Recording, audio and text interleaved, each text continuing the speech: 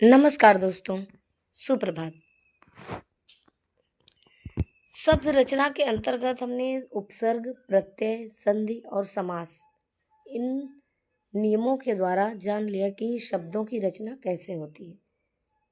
लेकिन जब शब्दों की रचना होती है तो शब्दों के समूह भी हो जाते हैं। तो शब्द भंडार के अंतर्गत हम ये जानेंगे कि शब्द भंडार क्या होता है। शब्द भंडार का मतलब होता है शब्दकोश, अर्थात किसी भाषा में शब्दों का समूह। शब्दों के समूह से ही भाषा समृद्ध होती है और हिंदी भाषा अपने समृद्ध शब्द भंडार के कारण ही संसार की समृद्ध एवं प्रभावशाली भाषा कही जाती है या समृद्ध एवं प्रभावशाली भाषाओं में गिनी जाती है। भाषा की सबसे छोटी इकाई शब्द होती है, जो कि स्वतंत्र एवं अर्थयुक्त होती है, और किसी भी भाषा की समृद्धता का मूल्यांकन उसके विशाल शब्द भंडार से ही होता है। तो भाषा के शब्द भंडार से परिचित होना इसलिए बहुत आवश्यक हो जाता है। तो यहाँ पे कई प्रकार के शब्दों के भेद किए गए हैं, जिनमें से हम कुछ को पढ़ते हैं। तो चलिए देखते हैं इसके कितने भेद होते हैं। यहाँ पे 6 भेदों का वर्णन किया गया है। पहला है पर्यायवाची शब्द। पर्यायवाची शब्द जिन शब्दों का अर्थ समान होता है उन्हें पर्यायवाची शब्द कहते हैं, अथवा उन्हें समानार्थक शब्द भी कहते हैं। और इन शब्दों की अर्थगत विशेषता समान होती है, लेकिन इनमें समान अर्थ होते हुए भी कुछ सूक्ष्म अंतर होता है। जैसे पर्यायवाची शब्द का उदाहरण, जैसे हम ले लेते हैं आँख। यहाँ पर आँख के कई पर्यायवाची शब्द होते हैं, जैसे नयन, नेत्र और चक्षु। यहाँ पर नयन का मतलब होता है सुंदर आंखें, नेत्र का मतलब दिव्य रूप के लिए, और चक्षु ज्ञान के चक्षु अर्थात ईश्वर की दिव्य दृष्टि जैसे लोगों के लिए। तो ये यहाँ पर आंख के कई समान अर्थ देने, एक ही आंख अर्थ देने वाले कई शब्द हो गए। तो यह पर्यायवाची शब्द है। दूसरा है विलोम शब्द।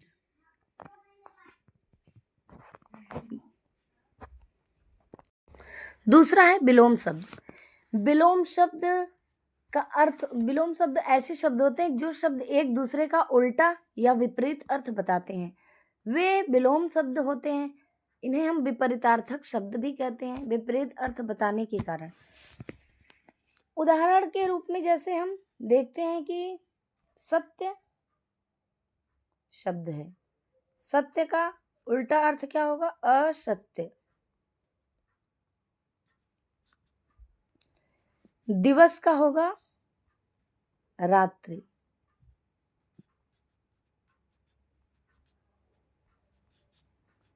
और फिर सच का होगा झूठ।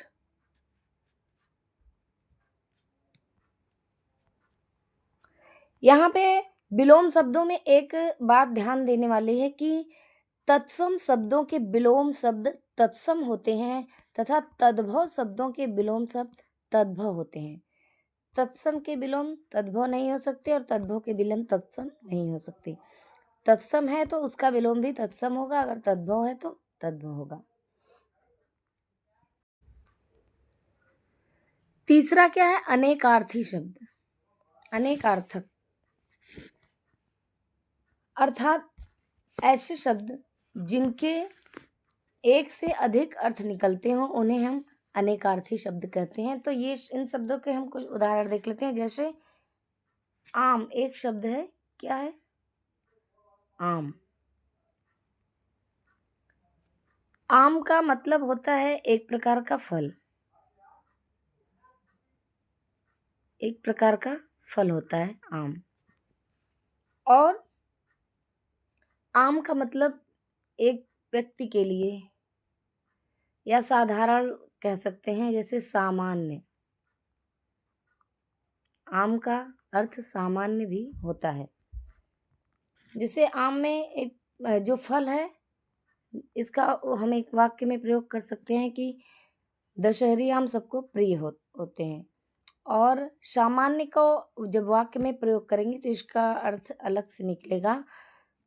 आजकल जरा सी बात पर मार पीट करना आम बात है। यह आम शब्द के दो अलग अलग अर्थों वाले वाक्य हो गए।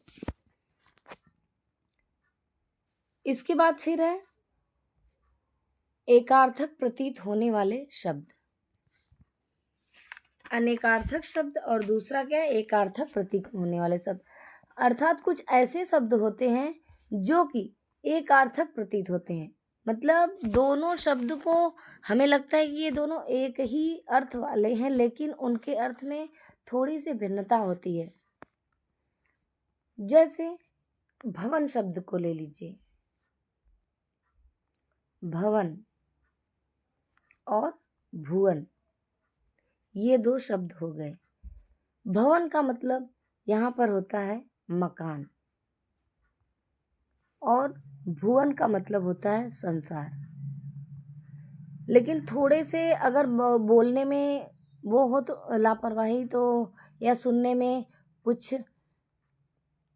अंतर हो जाए तो अर्थ में भिन्नता हो जाती है।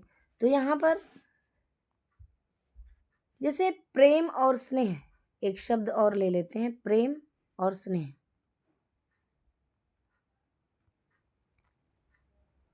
प्रेम क्या होता है, वह सभी के प्रति होता है, लेकिन स्नेह केवल छोटों से किया जाता है।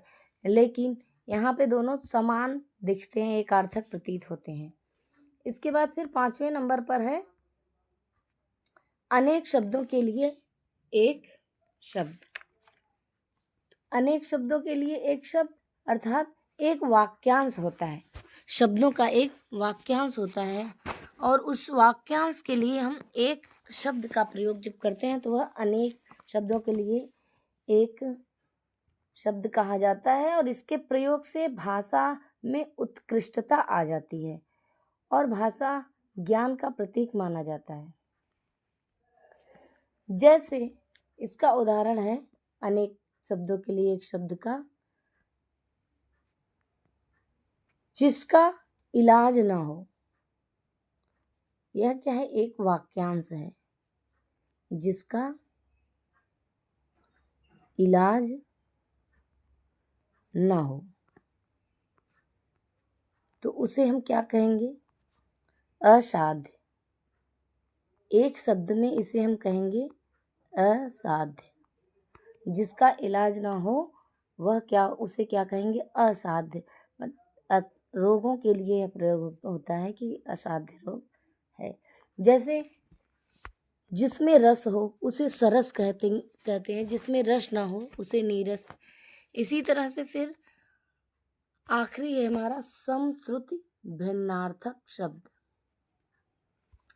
अर्थात सुनने में तो ये एक जैसे होते हैं, लेकिन इनके अर्थ में भिन्नता होती है।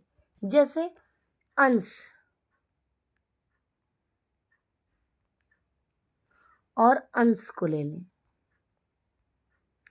बोलने में दोनों एक ही जैसे हैं, लेकिन दोनों के अर्थ में भिन्नता है। यहाँ अंश का मतलब होता है हिस्सा या भाग, और दूसरे अंश का मतलब होता है कंधा। ये दोनों बोलने में तो एक जैसे हैं, सुनने में तो एक जैसे लगते हैं, लेकिन इनके अर्थ में अंतर है। इसी तरह से कुपथ, कुल और कुल को देख लेते हैं। कुल का मतलब होता है वंश, और कुल का मतलब होता है किनारा, लेकिन दोनों का उच्चारण एक ही जैसे है। अब इसके आगे हम इन शब्दों को, जो शब्द भंडार है, इसका एक एक विस्तार से अध्ययन करेंगे इसके अगले वीडियो में। तो शब्द भंडार कक्षा के अंतर्गत कई प्रकार के शब्दों को हमने पढ़ा। पर्यायवाची, समानार्थी, एकार्थी, अनेकार्थक, श्रुति सम, भिन्नार्थक, कई शब्द, जिनमें से अब पर्यायवाची शब्द को हम लोग डिटेल से पढ़ते हैं, जिसमें इसकी परिभाषा क्या है कि जिन शब्दों का अर्थ समान होता है उन्हें पर्यायवाची अथवा समानार्थक शब्द कहते हैं। शब्दों में अर्थगत विशेषता होती है, ये समान अर्थ को बताने वाले होते हैं, लेकिन इनमें समान अर्थ होते हुए भी सूक्ष्म अंतर होता है। तो चलिए एक एक करके कई पर्यायवाची शब्दों के हम उदाहरण यहाँ देखते हैं। जैसे शब्द है अमृत। अमृत का पर्यायवाची होता है सोम, पीयूष, सुधा, अमी, अमीय। अश्व एक शब्द है, इसका के कई पर्यायवाची शब्द होते हैं, जैसे घोड़ा, तुरंग, हय, खोटक और बाजी। इसके बाद असुर शब्द है। असुर शब्द के कई समानार्थी शब्द होते हैं, जैसे राक्षस, दानव, निशाचर, रजनीचर और दैत्य। इसके बाद अहंकार के पर्यायवाची होते हैं घमंड, अभिमान, दंभ और दर्प। ये सभी शब्द अहंकार के अर्थ को बताते हैं। इसके बाद फिर है आकाश। आकाश के अर्थ को बताने वाले कई शब्द हैं, जैसे अंतर, गगन, आसमान, व्योम, नभ। इसके बाद आभूषण अर्थ को बताने वाले शब्द हैं गहना, भूषण, अलंकार, जेवर। ये सभी शब्द आभूषण अर्थ को बताने वाले हैं। इसके बाद फिर है आज्ञा। जो आज्ञा शब्द है, इसके कई समानार्थी हैं, आदेश, हुक्म, निर्देश, फरमान। इन सभी शब्दों के समान अर्थ होते हैं आज्ञा। स्वतंत्रता, स्वाधीनता, मुक्ति, इन शब्दों के ये जो सभी शब्द हैं ये आज़ादी के अर्थ को बताते हैं, अर्थात ये सभी मिलकर समान अर्थ आज़ादी को बताते हैं। आदर के पर्यायवाची होंगे मान, सम्मान, प्रतिष्ठा, इज्जत। दोस्तों पर्यायवाची तो बहुत होते हैं, लेकिन यहाँ पर कुछ ही आपके सामने हम लेकर प्रस्तुत हुए हैं। इसके बाद फिर चलते हैं इसी क्रम में। उपवन शब्द के पर्यायवाची हैं बाग, बगिया, उद्यान, वाटिका, फुलवारी। आम के भी कई अर्थ होते हैं। आम का मतलब आम एक प्रकार का फल होता है। रसाल, सहकार, ये सब क्या है, आम के पर्यायवाची हैं जो कि फल है। कहानी के पर्यायवाची हैं कथा, गाथा, वृत्तांत, गल्प। फिर इसी क्रम में है कपड़ा का। कपड़ा वस्त्र, वसन, चीर, पट, अंबर आदि शब्द इसके पर्याय। अगला हमारा शब्द है किनारा। किनारा के अर्थ को बताने वाले हैं तट, कूल, तीर, कगार। किरण के पर्यायवाची हैं रश्मि, अंशु, कर, मरीच। कृषक, कृषक का मतलब होता है किसान, तो इस कृषक के पर्यायवाची हैं खेतिहर, हलधर, हलवाहा। इसके बाद फिर है कोयल। कोयल के समानार्थी शब्द हैं पिक, कोकिल, श्यामा, वसंत दूत। कोयल का पर्यायवाची है पिक, कोकिल, श्यामा, वसंत दूत। तलवार के पर्यायवाची अशी, कृपाण, करवाल, खड्ग। फिर इसकी क्रम में है तलवार। तालाब के पर्यायवाची है सरोवर, शर, जलाशय, ताल और तड़ाग। दास के पर्यायवाची शब्द हैं सेवक, भृत्य, नौकर, परिचायक। इसके बाद फिर है दिवस, वार, वासर। दिवस के पर्यायवाची क्या है, दिन, वार, वासर। नाव के पर्यायवाची हैं नौका, नैया, तरड़ी, किश्ती। ये सभी नाव के पर्यायवाची हैं। इसी के साथ एक डोंगी भी नाव का पर्यायवाची शब्द है। फिर आगे है पत्थर। पत्थर शब्द के पर्यायवाची हैं पाहन, पाषाण, प्रस्तर, अस्म। फिर है पथिक। पथिक शब्द के पर्यायवाची हैं मुसाफिर, राही, राहगीर, बटोही। पुत्र शब्द के समानार्थी शब्द हैं सूत, सुत, बेटा, अंशज, आत्मज। हाथी के पर्यायवाची हैं गज, मतंग, हस्ती, कुंजर। फिर कमल शब्द के पर्यायवाची हैं जलज, सरोज, अंबुज, पंकज, नीरज। पवित्र का पर्यायवाची है पावन, शुचि, पुनीत, स्वच्छ। प्राकृतिक का पर्यायवाची है कुदरती, नैसर्गिक, स्वाभाविक। पार्वती का पर्यायवाची है उमा, भवानी, अंबिका, शैलसुता, शिवानी। प्रार्थना का पर्यायवाची है विनय, विनती, निवेदन, अनुरोध, अर्ज।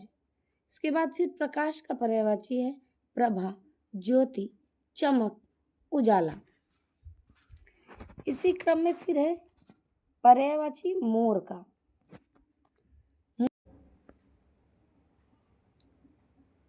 मोर के पर्यायवाची है मयूर, केकी, के कावल, यश, कीर्ति, प्रसिद्ध, ख्याति, शोहरत।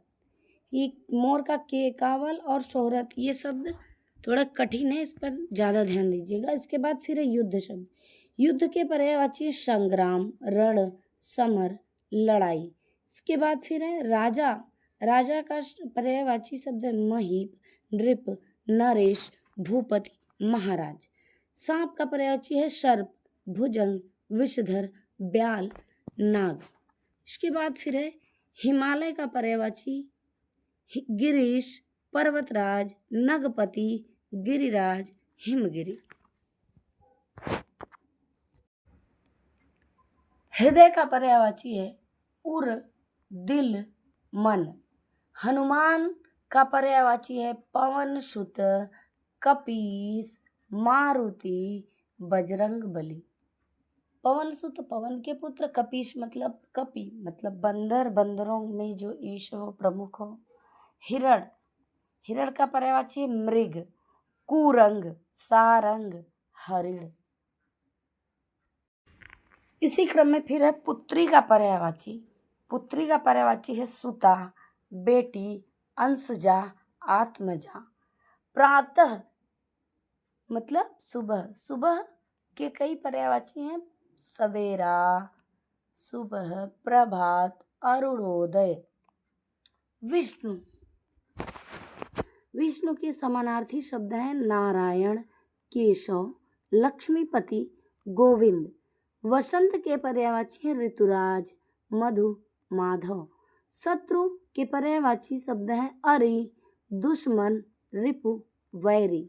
संसार शब्द के समानार्थी शब्द हैं विश्व, जगत, दुनिया, जगती, जग। इसी क्रम में फिर है आगे समुद्र के पर्यायवाची। समुद्र के पर्यायवाची शब्द हैं जलधि, रत्नाकर, सिंधु, अम्बुधि, उदधि। सरस्वती के पर्यायवाची शब्द हैं शारदा, वागीश्वरी, हंसवाहिनी, वीणा वादिनी। सिंह के पर्यायवाची हैं शेर, वनराज, केहरी, नाहर, केसरी। सोना, सोना के समानार्थी शब्द हैं कनक, कनक, स्वर्ण, कंचन, हेम, हिरण्य। रात के समानार्थी शब्द हैं निशा, रजनी, रात्रि, यामिनी, रैन। फिर इसके बाद है लक्ष्मी के पर्यायवाची शब्द रमा, कमला, चंचला, श्री। वृक्ष के पर्यायवाची शब्द हैं पेड़, द्रुम, पादप, तरु। वायु के पर्यायवाची या समानार्थी शब्द हैं हवा, पवन, अनिल, समीर, मारुत। तो ये हमारे कुछ पर्यायवाची शब्द थे और इन्हीं पर्यायवाची शब्दों के बाद फिर हम आपके सामने प्रस्तुत करेंगे विलोम शब्दों को। दोस्तों, पर्यायवाची शब्द को पढ़ लेने के बाद अब हम विलोम शब्द को पढ़ते हैं। और विलोम शब्द को पढ़ने से पहले हम देख लेते हैं कि विलोम शब्द कहते किसे हैं, इसकी परिभाषा क्या है। शब्द भंडार में तो एक बार हम इसको पढ़ चुके हैं, तो फिर से देख लेते हैं कि विलोम शब्द क्या होता है। एक दूसरे का विपरीत या विरोधी अर्थ देने वाले शब्दों को विलोम शब्द कहा जाता है। जैसे न्याय का अन्याय होता है और अनुकूल का प्रतिकूल। न्याय का अन्याय और अनुकूल का प्रतिकूल। न्याय मतलब फैसला, अन्याय मतलब जिसके साथ अन्याय हो, दुराचार हो, अनुकूल मतलब परिस्थितियों के अनुसार और प्रतिकूल मतलब परिस्थितियों के विपरीत। तो चलिए कुछ और विलोम शब्दों को हम देख लेते हैं। यहाँ पे कुछ विलोम शब्द हैं।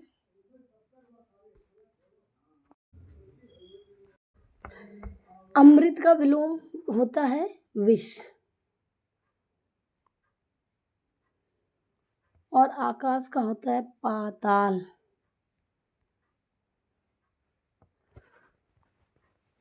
आचार का होता है अनाचार। अनाचार। और आदान का होता है प्रदान। आदान मतलब होता है लेना, प्रदान मतलब होता है देना। आदि का विलोम होता है अनादि।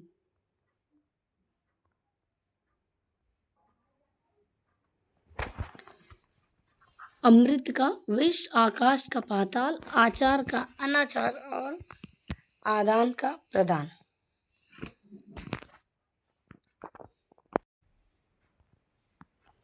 फिर इसी क्रम में आयात का निर्यात। आयात का विलोम होता है निर्यात। इच्छा का होता है अनिच्छा।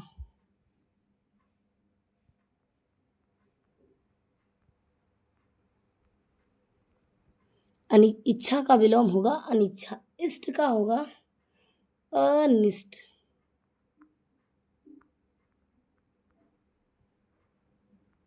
उत्तीर्ण का होता है अनुत्तीर्ण।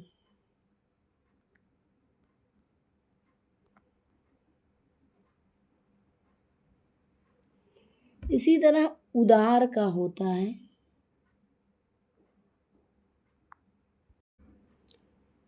अनुदार।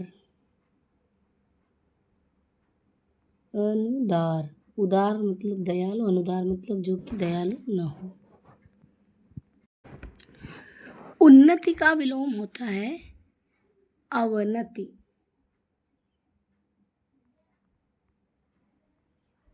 अवनति।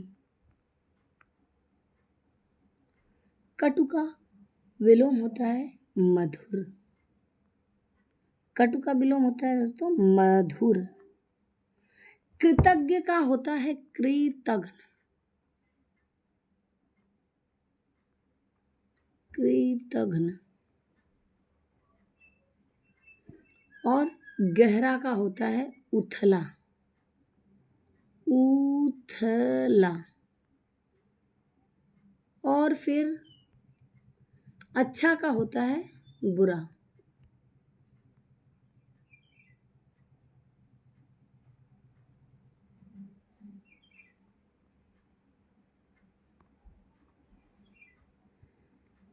इसी के आगे फिर है चतुर। चतुर का विलोम होता है मूर्ख। चतुर का विलोम होता है मूर्ख। चुस्त।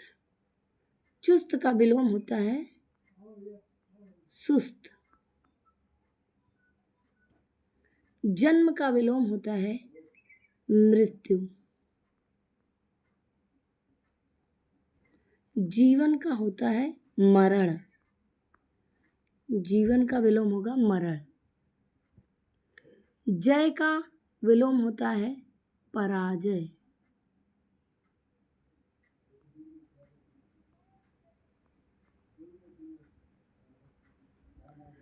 इसी क्रम में आगे है तीव्र। तीव्र का विलोम होता है मंद। तेज का होता है धीमा।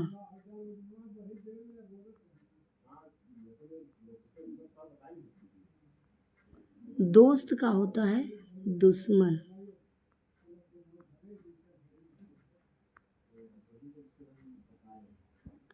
नूतन का होता है पुरातन।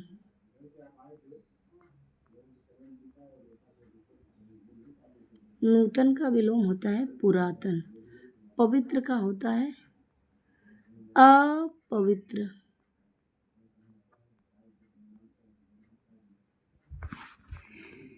इसी क्रम में पवित्र का होता है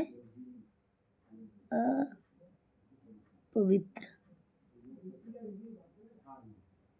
अपवित्र।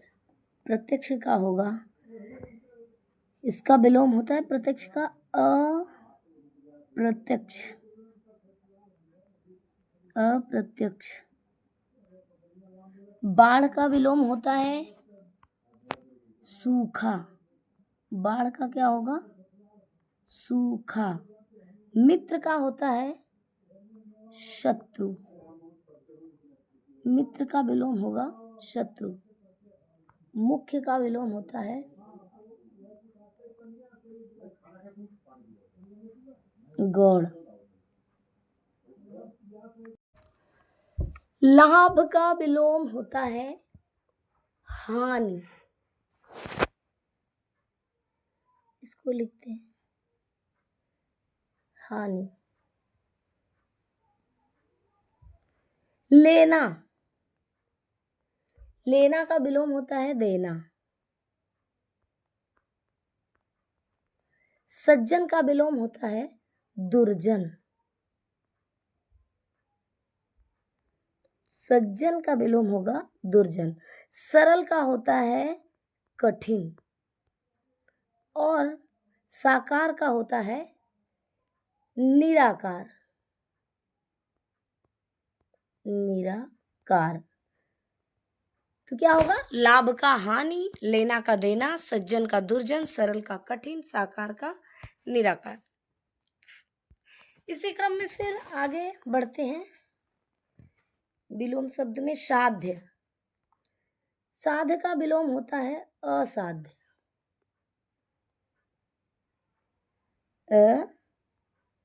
असाध्य। साध्य का विलोम होगा असाध्य। सुख का होगा दुख। सुगम का होता है दुर्गम।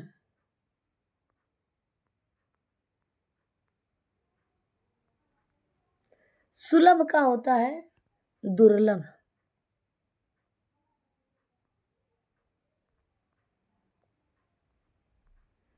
स्वतंत्र का होता है परतंत्र।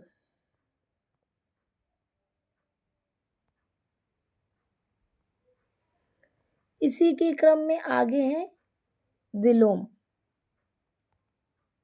हंसना का रोना। हंसना का विलोम होगा रोना। हर्ष का विलोम होता है शोक। हर्ष का विलोम होगा शोक। हार का होता है जीत और हिंसा का होगा अहिंसा।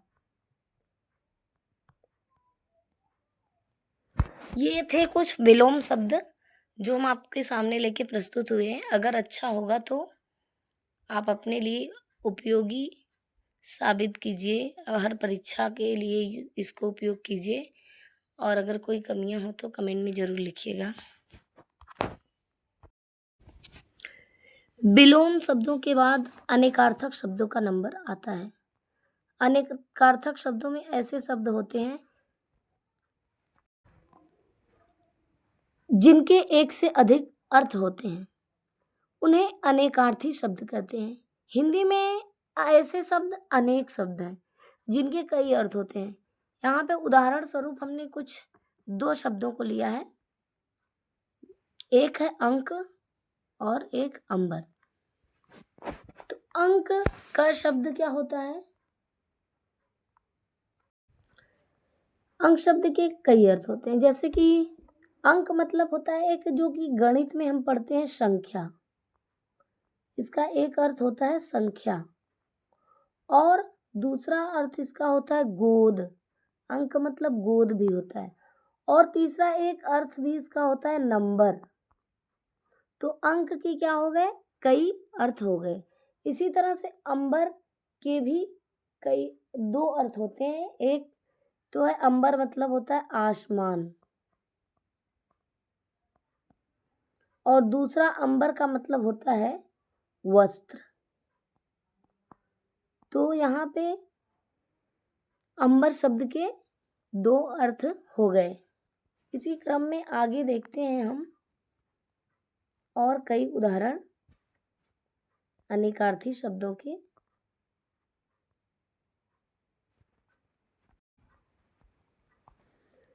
क्या है अचल? अचल का मतलब होता है स्थिर, जो स्थिर हो उसे हम अचल कहते हैं। लेकिन इसका एक और भी अर्थ होता है पर्वत। पर्वत भी स्थिर होता है, तो पर्वत को भी हम अचल कहते हैं। अधर का एक अर्थ होता है ओट। क्या होता है? ओट। और दूसरा अर्थ होता है अंतरिक्ष। अंतरिक्ष। इसी तरह से अवधि शब्द का 2 अर्थ होता है। अवधि मतलब होता है समय,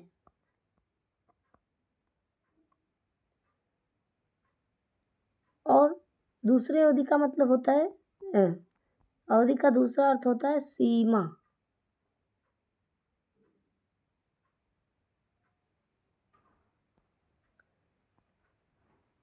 और अवधि एक भाषा भी है, एक प्रकार की भाषा भी होती है अवधि।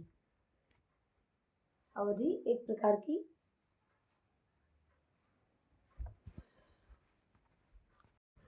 अवस्था। अवस्था का अर्थ होता है दशा, स्थिति इसे कहते हैं। और एक दूसरा अर्थ होता है अवस्था का आयु। आयु के लिए भी हम अवस्था का प्रयोग करते हैं। आदि का अर्थ होता है प्रारंभ। आदि का अर्थ होता है प्रारंभ, और दूसरा अर्थ होता है वगैरह।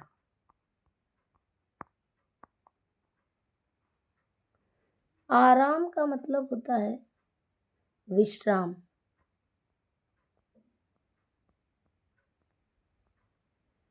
और दूसरा अर्थ इसका होता है सुख, चैन। आराम का मतलब विश्राम भी होता है और सुख चैन भी होता है। इसी क्रम में आगे देखते हैं ईश्वर। ईश्वर शब्द का अर्थ होता है भगवान।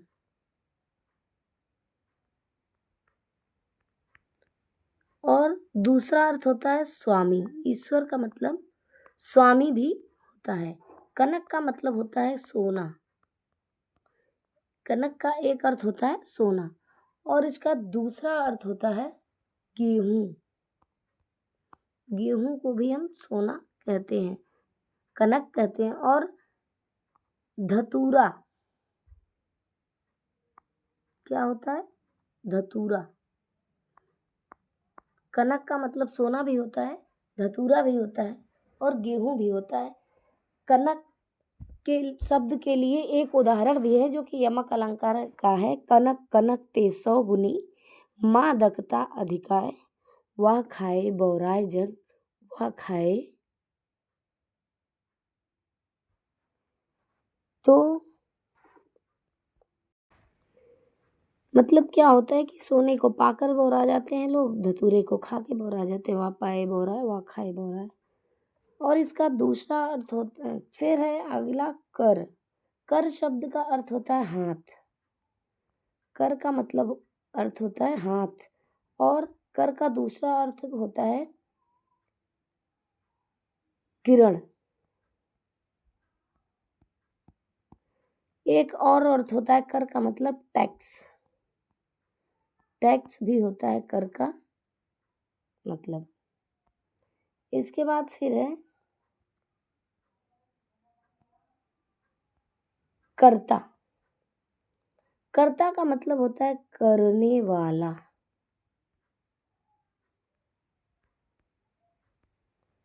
और इसका दूसरा अर्थ होता है ईश्वर। ईश्वर के लिए भी हम कर्ता शब्द का प्रयोग करते हैं। कर्म। कर्म का मतलब होता है काम। और इसका दूसरा अर्थ होता है भाग्य। जो कर्म में लिखा होगा वो होगा। और एक तीसरा अर्थ होता है एक कारक। कर्म एक प्रकार का कारक है व्याकरण में। काम और भाग्य ये तो हमारे दैनिक जीवन से संबंधित है, लेकिन कारक व्याकरण हिंदी व्याकरण से संबंधित है। इसके बाद फिर है कल। कल का मतलब होता है बीता हुआ कल या आने वाला कल। बीता या आने वाला कल।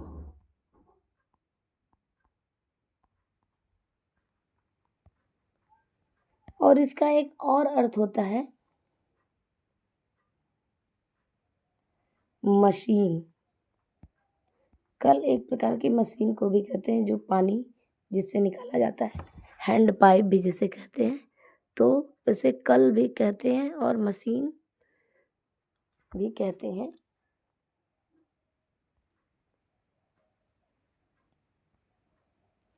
इसी तरह से कुल शब्द। कुल शब्द का एक अर्थ होता है वंश। क्या होता है? वंश। और इसका दूसरा अर्थ होता है जोड़ या योग के लिए भी हम कुल शब्द का प्रयोग करते हैं। काल। काल का मतलब होता है समय। और काल का मतलब मृत्यु भी होता है। कहते हैं कि उनका काल आ गया। और यमराज को भी हम काल कहते हैं, तो यमराज के लिए भी काल शब्द का प्रयोग होता है। गुण। कौशल के लिए गुण शब्द का प्रयोग होता है, कौशल। और फिर गुण स्वभाव को भी हम कहते हैं। स्वभाव के लिए भी गुण शब्द का प्रयोग किया जाता है। शील। शील भी होता है गुण, एक प्रकार का गुण। इसके बाद फिर है शब्द घन। घन का मतलब होता है बादल।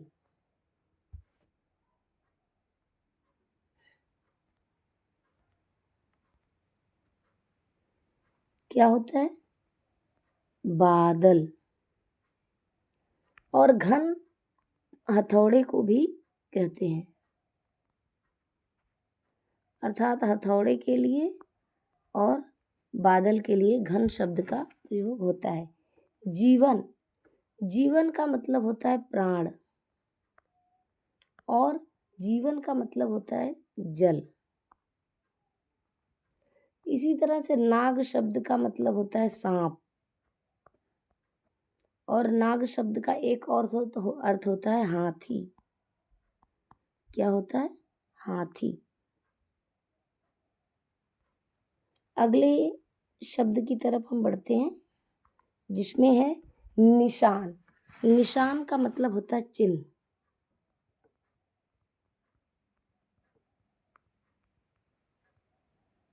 और निशान का मतलब दूसरा अर्थ होता है झंडा। जिसे हम प्रतीक भी कहते हैं, कहीं कहीं प्रतीक भी कहते हैं। इसके बाद फिर है शब्द पय। पय का मतलब होता है दूध। दूध के लिए पय शब्द का प्रयोग किया जाता है और पानी के लिए भी पय शब्द का प्रयोग किया जाता है। पानी शब्द है, पानी जल के लिए प्रयोग किया जाता है और जलवायु के लिए भी प्रयोग किया जाता है। कहते हैं कि पानी का मौसम आ गया। और पानी का मतलब कांति भी होती है, कांति। क्या होता है? कांति। पानी का मतलब जल होता है, वो जलवायु होता है और कांति भी होता है। इसके बाद फिर है पूर्व। पूर्व का मतलब होता है पहले। और पूर्व एक प्रकार की दिशा है, एक प्रकार की दिशा का नाम भी है पूर्व।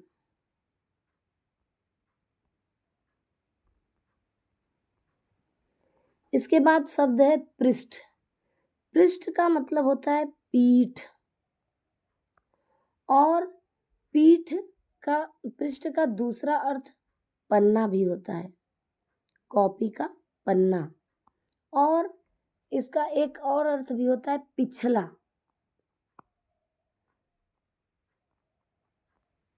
पृष्ठ पर लिखा गया है या पिछला। फल। फल शब्द का मतलब होता है परिणाम, जिसे रिजल्ट भी कहते हैं। और फल का दूसरा अर्थ होता है पेड़ का फल।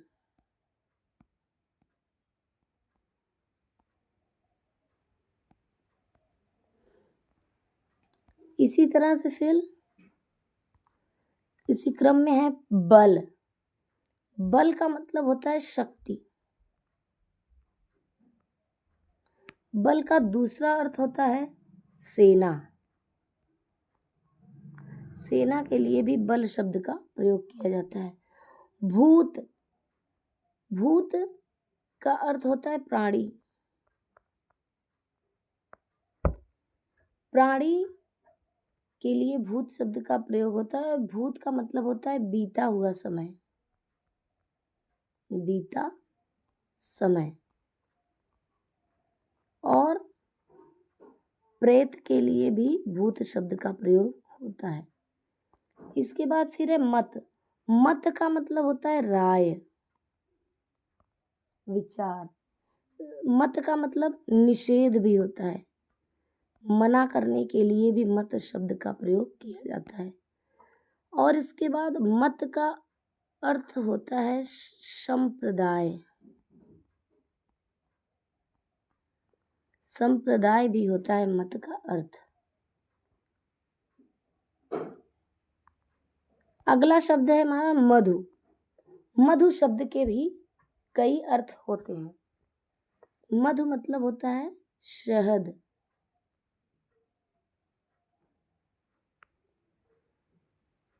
मीठा।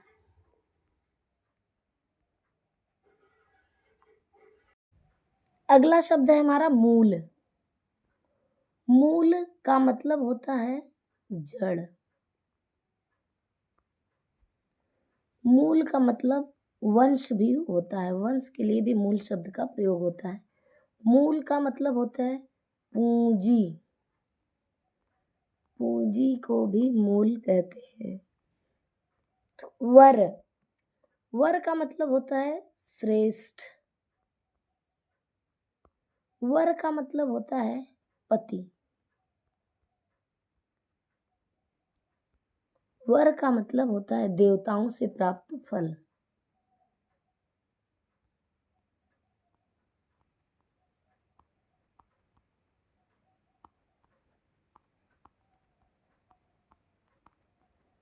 देवताओं से प्राप्त फल को भी वर कहते हैं।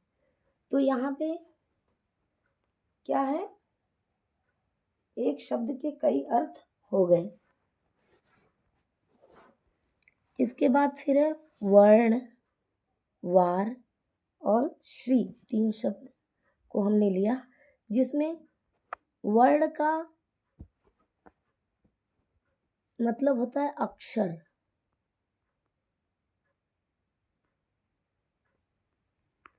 और वर्ण का मतलब रंग भी होता है। फिर वर्ण जाति शब्द के लिए भी प्रयोग होता है, जाति के लिए भी वर्ण का प्रयोग किया जाता है।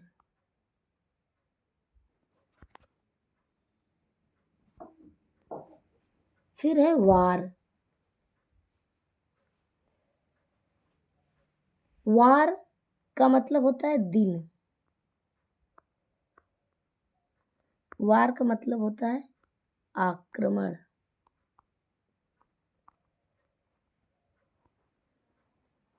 इसके बाद फिर है श्री।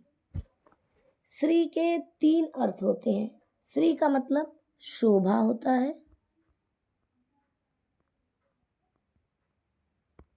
श्री का मतलब लक्ष्मी होता है। और श्री का मतलब संपदा भी होता है, संपदा।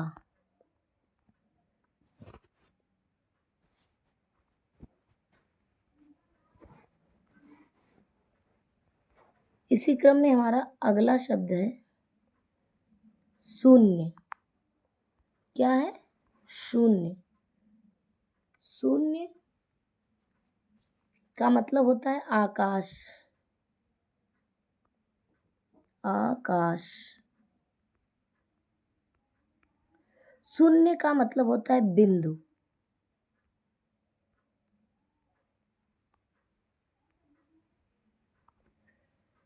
शून्य का मतलब होता है खाली।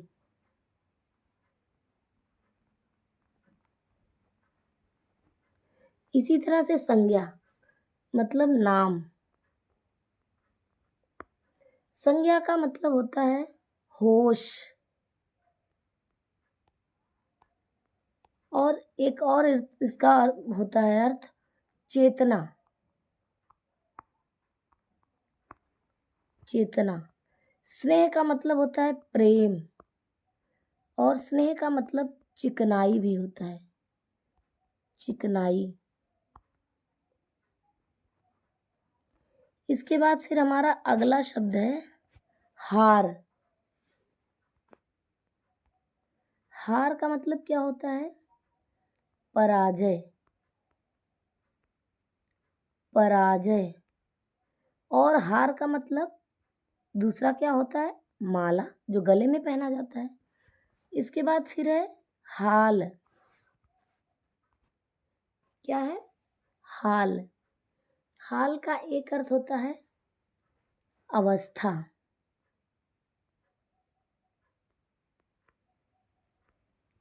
स्थिति जिसे कहते हैं, अवस्था, स्थिति।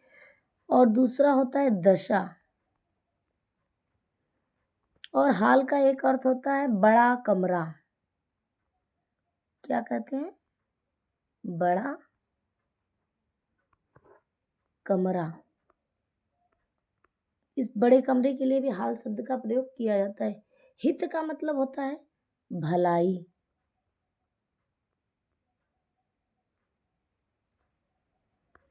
और हित का मतलब लाभ भी होता है, हमारे हित में जो हो, लाभ में हो। हित मतलब अनुकूल भी होता है, जब अनुकूल परिस्थितियां होंगी तभी लाभ होगा। इसके बाद फिर हीन शब्द है। हीन का अर्थ होता है बुरा। हीन का दूसरा अर्थ होता है बिना। हीन का एक अर्थ होता है अधम। एक और अर्थ होता है हीन का थोड़ा।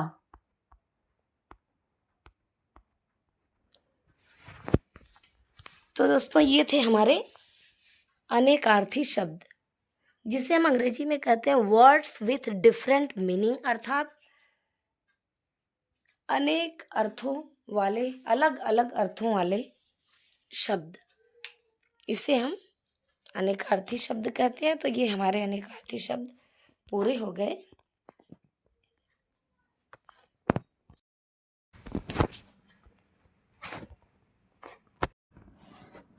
हिंदी भाषा में ऐसे बहुत से शब्द होते हैं जो एकार्थक प्रतीत होते हैं, परंतु उनके अर्थ में भिन्नता होती है। मतलब उसको उच्चारण हम करेंगे तो लगेगा कि वही शब्द है, लेकिन उसके अर्थ में भिन्नता होती है, कुछ अंतर होता है। उपयुक्त शब्द एकार्थक प्रतीत होते हुए भी अर्थ में भिन्नता रखते हैं, अर्थात जो ये शब्द होते हैं वो एकार्थक प्रतीत होते हुए भी इनके अर्थों में भिन्नता होती है। जैसे देखते हैं, अधिक और पर्याप्त, दो शब्द है क्या, अधिक और पर्याप्त।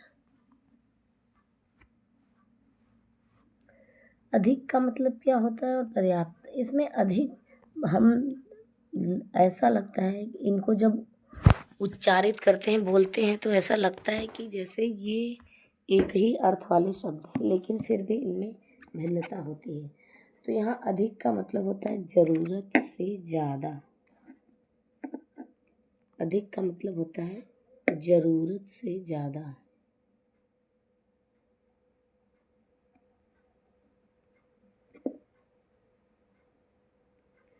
और पर्याप्त का मतलब होता है जितनी ज़रूरत है।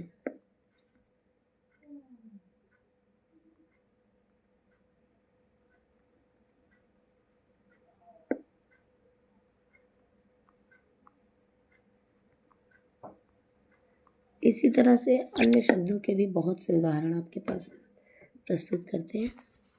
जैसे कि दिया एक शब्द अनिवार्य। अनिवार्य एक शब्द है और आवश्यक उससे मिलता हुआ शब्द है। तो यहाँ पे अनिवार्य मतलब होता है जिसका बिना, अनिवार्य का मतलब होता है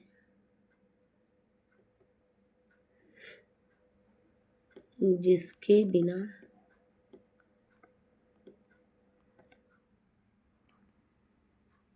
संभव न हो।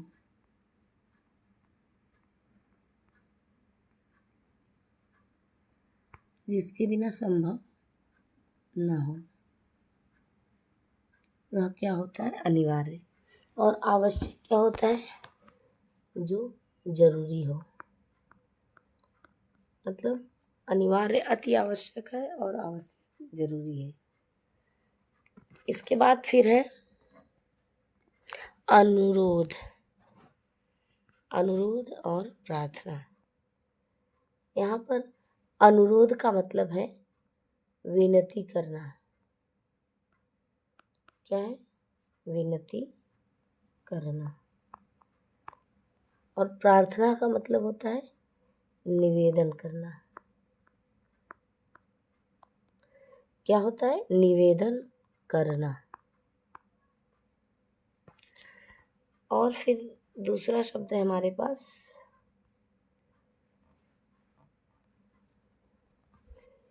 अवस्था और आयु। अवस्था और आयु को कभी कभी एक ही अर्थ में हम प्रयोग कर देते हैं, तो लेकिन यहाँ अर्थ में भिन्नता होती है इसके। जैसे होता है अवस्था। अवस्था का मतलब होता है हालत। और आयु का मतलब होता है पूरा जीवन काल। क्या होता है, पूरा जीवन काल। इसके बाद फिर अगला शब्द उत्साह और साहस। उत्साह मतलब होता है जोश। क्या होता है, जोश। और साहस का मतलब होता है हिम्मत।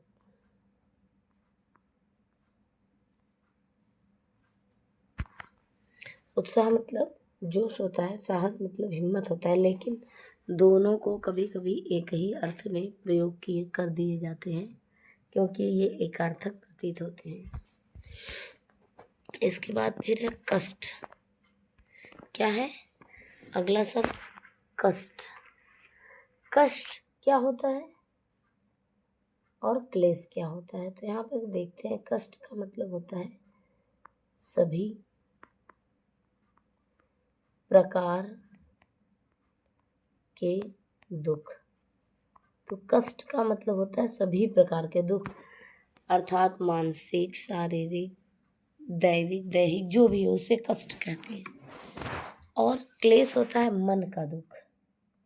जब हमारे मन में कोई दुख होता है तो उसे हम क्लेश कहते हैं। इसके बाद फिर आता है नंबर नेक्स्ट, खेद और शोक। ये दो शब्द हैं, एक तो है क्या, खेद, और दूसरा है शोक।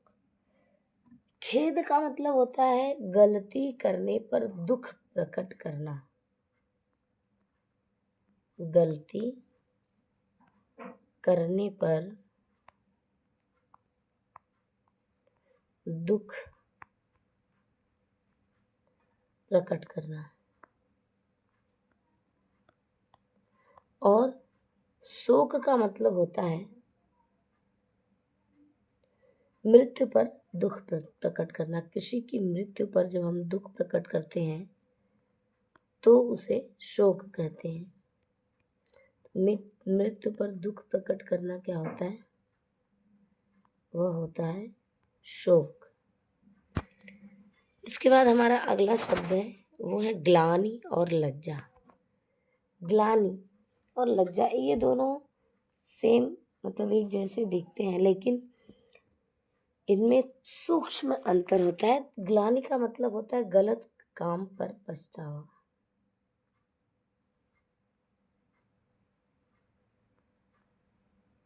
गलत काम पर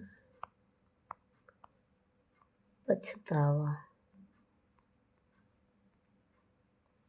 गलत काम पर पछतावा। और लज्जा का मतलब क्या होता है?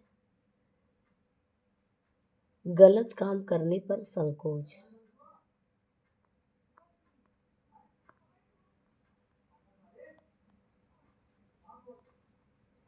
गलत काम करने पर जो संकोच होता है वह उसे क्या कहते हैं? लज्जा कहते हैं। तो यहाँ पर हम देख रहे हैं कि ग्लानि जो होती है कार्य करने के बाद होता है, लेकिन लज्जा कार्य करने से पहले ही होता है। इसके बाद फिर है हमारा अगला शब्द दुर्गम और अगम। दुर्गम अगम, यहाँ पर भी ये दोनों समान एक ही एकार्थक प्रतीत होते हैं। तो यहाँ पर देखते हैं दुर्गम मतलब होता है जहाँ पहुंचना कठिन हो।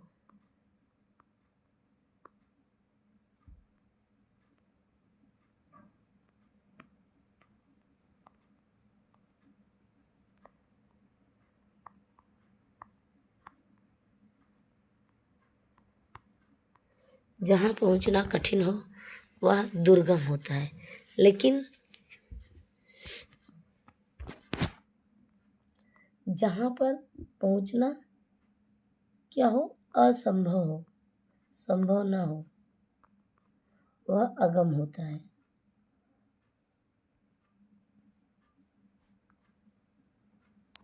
क्या होता है? जहाँ पर पहुंचना कठिन हो वह दुर्गम होता है। जहाँ दुख के साथ पहुंचा जाए, कष्टों के साथ पहुंचा जाए वह दुर्गम होता है। लेकिन अगम मतलब जहाँ पहुंच ही ना सके, असंभव हो, वह अगम कहलाता है। इसके बाद फिर है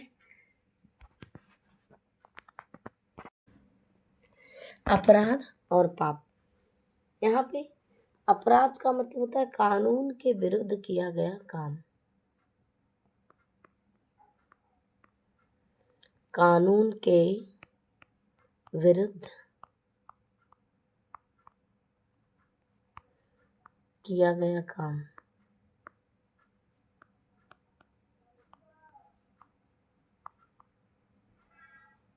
यह क्या होता है? अपराध। लेकिन अनैतिक काम जो होता है वह पाप होता है। जो मानवता के विरुद्ध हो वह काम क्या होता है? अनैतिक काम पाप के अंतर्गत आता है। इसके बाद फिर है नेक्स्ट शब्द क्या है? स्नेह और प्रेम। प्रेम प्रणय सभी के प्रति हो सकते हैं। प्रेम का मतलब प्रणय भी होता है और यह सभी के प्रति हो सकते हैं।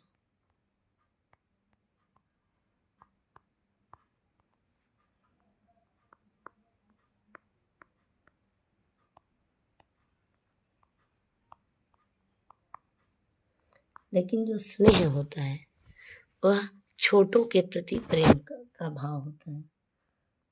स्नेह जो होता है वह छोटों के प्रति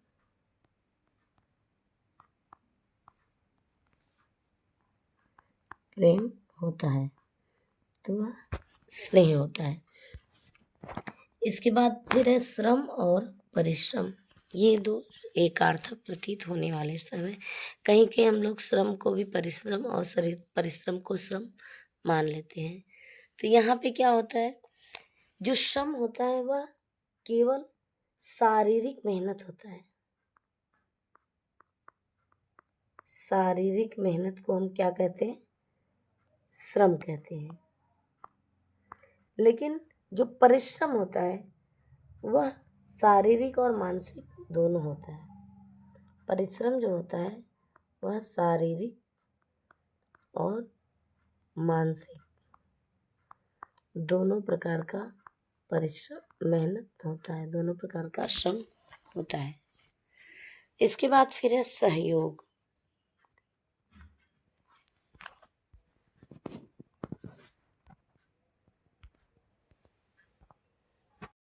हमारा अगला शब्द है सहयोग और सहायता।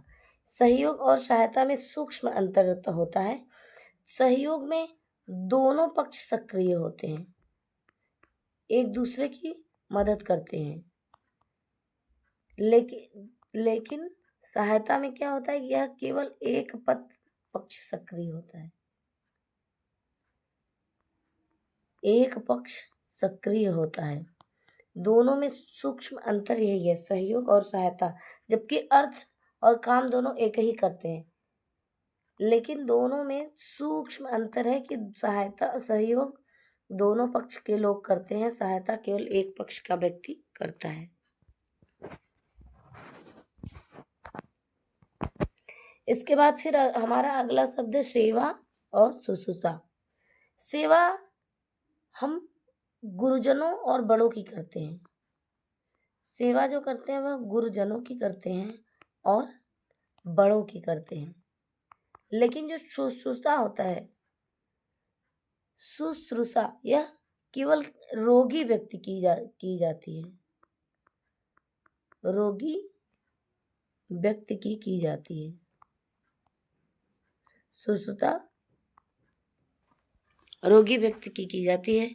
इसके बाद फिर हमारा अगला शब्द है ग्रंथ और पुस्तक। दोनों दिखने में एक जैसे ही होते हैं, लेकिन दोनों में अंतर होता है। तो देखते हैं क्या सूक्ष्म अंतर है। ग्रंथ जो होते हैं वो बड़े होते हैं, बड़े पुस्तक होते हैं, और ये क्या होते हैं? धार्मिक होते हैं। इसमें धर्म की बातें लिखी जाती हैं, ये धार्मिक महत्व को बताते हैं। लेकिन जो पुस्तक होता है वह कोई भी साधारण किताब हो सकता है। पुस्तक कोई साधारण किताब होता है।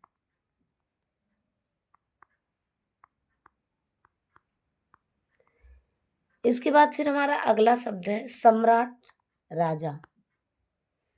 सम्राट शब्द राजाओं के लिए किया जाता है, बड़े बड़े राजाओं के लिए सम्राट शब्द का प्रयोग होता है।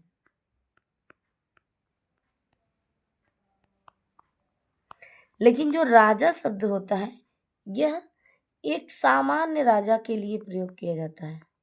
सामान्य राजा इसके बाद फिर हमारा अगला शब्द है लोभ और तृष्णा। लोभ और तृष्णा में भी इसी तरह सूक्ष्म अंतर होते हैं। लोभ जो होता है वह किसी वस्तु को पाने की इच्छा होती है, पाने की इच्छा होती है, वह लोभ के अंतर्गत आती है। लेकिन जो तृष्णा होता है वह अधिक से अधिक पाने की इच्छा होती है, अधिक से अधिक पाने की इच्छा।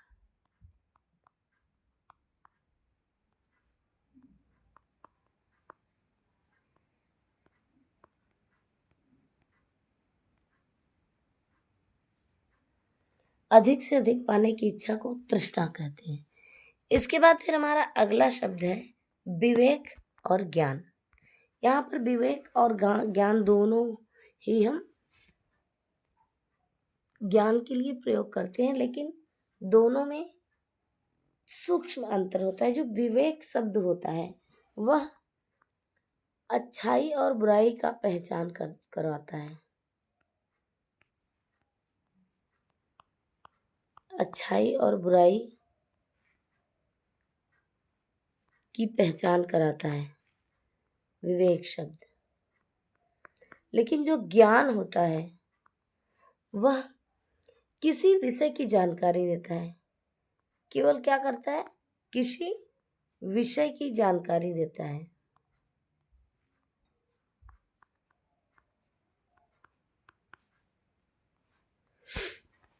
इसके बाद फिर अगला है हमारा न्याय और निर्णय। जो न्याय शब्द होता है वह सत्य और असत्य का फैसला करता है। न्याय का करता है, सत्य और असत्य का फैसला करता है। लेकिन जो निर्णय होता है वह सभी प्रकार का फैसला करता है। निर्णय सभी प्रकार के फैसले करता है।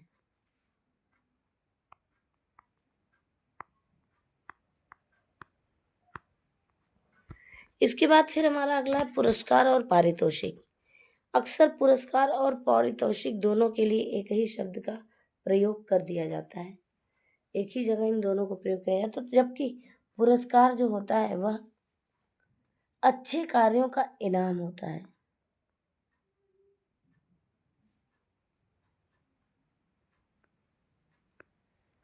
अच्छे कार्यों का इनाम होता है पुरस्कार। और जो पारितोषिक होता है वह प्रतियोगिता में जीत पर मिलता है, प्रतियोगिता जीतने पर मिलता है। क्या मिलता है, पारितोषिक। इसके बाद फिर है भ्रमण और पर्यटन।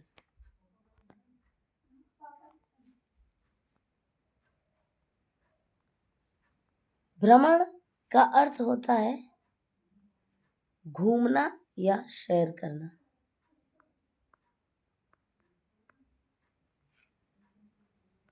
घूमना या सैर करना। लेकिन पर्यटन का क्या अर्थ होता है दोस्तों, यहाँ पर देश विदेश के स्थानों पर घूमना। देश विदेश के स्थानों पर घूमना क्या होता है,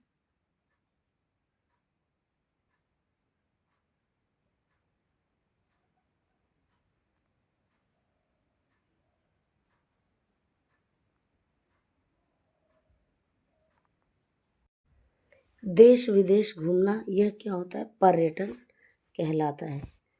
और भ्रमण जो होता है वह केवल घूमना या सैर करना कहलाता है। इसके बाद फिर है अगला क्या है, भ्रम और संदेह। भ्रम झूठा ज्ञान होता है, झूठा ज्ञान जो होता है वह भ्रम होता है। लेकिन संदेह जो होता है वह अनिश्चय भरा ज्ञान होता है। एकदम अनिश्चित ज्ञान जो होता है वह क्या होता है? संदेह होता है। इसके बाद फिर है दया और कृपा, ये दो शब्द। दया दुखियों के प्रति होता है। दया की जो भावना होती है वह दुखियों के प्रति होता है।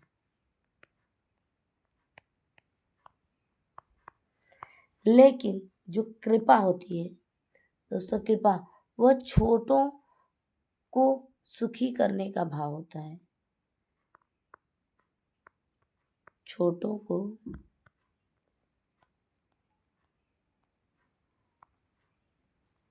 सुखी करने का भाव होता है। वह क्या होता है? कृपा। इसके बाद फिर है अभिमान और अहंकार। कभी कभी अभिमान और अहंकार एक ही जगह प्रयोग कर दिए जाते हैं, लेकिन इसमें भी सूक्ष्म अंतर होता है। तो यहाँ पे अभिमान का जो अर्थ होता है वह होता है घमंड। अभिमान का मतलब होता है घमंड, और यह घमंड जो होता है अपने को बड़ा और दूसरों को छोटा समझता है। इसमें क्या होता है? अपने को बड़ा समझता है और दूसरों को क्या समझता है? छोटा। इसी तरह से अहंकार जो होता है अपने आप को बहुत योग्य समझने का होता है। मतलब अहंकार जो होता है वह योग्यता से संबंधित है, या क्या होता है? बहुत योग्य। जब अपने आप को कोई बहुत योग्य समझता है तो उसके अंदर अहंकार का भाव आता है। इसके बाद फिर है श्रद्धा और भक्ति। ये दो शब्द, इनमें भी सूक्ष्म अंतर है। श्रद्धा जो होता है वह गुणवान व्यक्तियों के प्रति पूज्य का भाव होता है। श्रद्धा गुणवान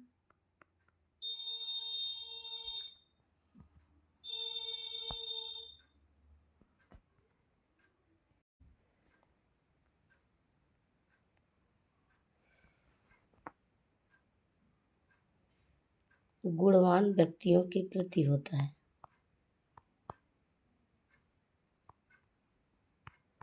गुणवान व्यक्तियों के प्रति होता है। लेकिन जो भक्ति का भाव होता है वह क्या होता है? भगवान के प्रति होता है। श्रद्धा गुणवान के प्रति होता है, लेकिन भक्ति भगवान या ईश्वर के प्रति होता है। इसके बाद फिर है अगला संतोष या तृप्ति। संतोष जितना मिले उसी में खुश रहे। जितना मिले उसी में खुश, तो यह संतोष का भाव हो गया। लेकिन जो तृप्ति होती है, तृप्ति वह इच्छा पूरी होने पर होती है।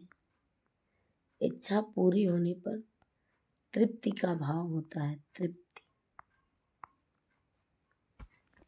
इसके बाद फिर अगला है सुख और आनंद।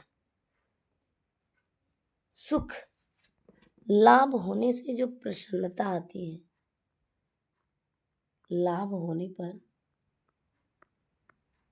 लाभ से जो प्रसन्नता मिलती है मनुष्य को, वह क्या होता है? सुख का भाव होता है। लेकिन सुख और दुख से ऊपर जब उठ जाता है तो वह आनंद की प्राप्ति होती है। सुख और दुख से ऊपर, सुख और दुख से ऊपर का जो भाव होता है वह क्या होता है? आनंद होता है। इसके बाद फिर है अनुमति। अनुमति जो शब्द है वह है आज्ञा से थोड़ा सा अलग है। यहाँ पर अनुमति किसी कार्य के लिए सहमति होना। यहाँ पर कार्य के लिए क्या होना? सहमति होना जो होता है वह अनुमति कहलाता है। लेकिन आज्ञा बड़े व्यक्तियों द्वारा दिया जाता है। आज्ञा बड़ों द्वारा दिया जाता है, वह आज्ञा कहलाता है। इसके बाद फिर है अगला गर्व और गौरव। गर्व और गौरव। गर्व क्या होता है? वह किसी उपलब्धि पर सच्चा गर्व। जो गर्व होता है वह किसी उपलब्धि पर होता है। लेकिन जो गौरव होता है वह किसी की प्रतिष्ठा पर होता है। किसी की प्रतिष्ठा पर क्या होता है? गर्व होता है। लेकिन किसी की प्रतिष्ठा पर गौरव होता है और किसी की उपलब्धियों पर गर्व प्राप्त होता है। इसके बाद फिर हमारा ये जो टॉपिक है एकार्थक प्रतीत होने वाले शब्द, यह पूरा होता है।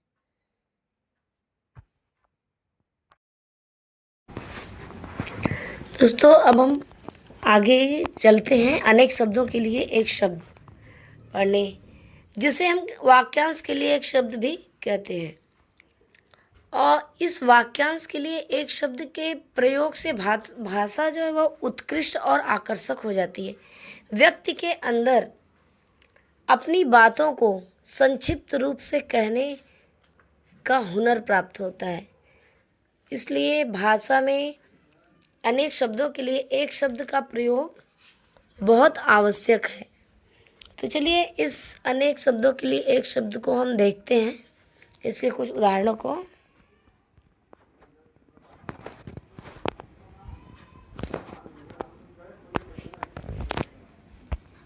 जिसमें पहला है जिसका अंत न हो, उसे हम क्या कहते हैं? जिसका अंत न हो उसे हम कहते हैं अनंत।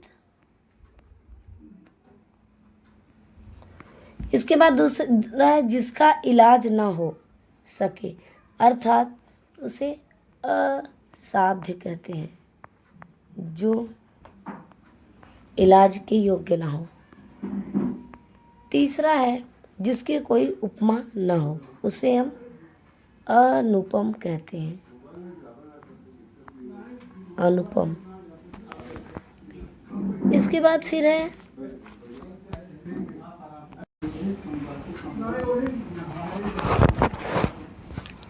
इसके बाद क्या है? आकाश को चूमने वाला। इसे हम कहते हैं एक शब्द में गगनचुंबी। क्या कहते हैं? गगनचुंबी।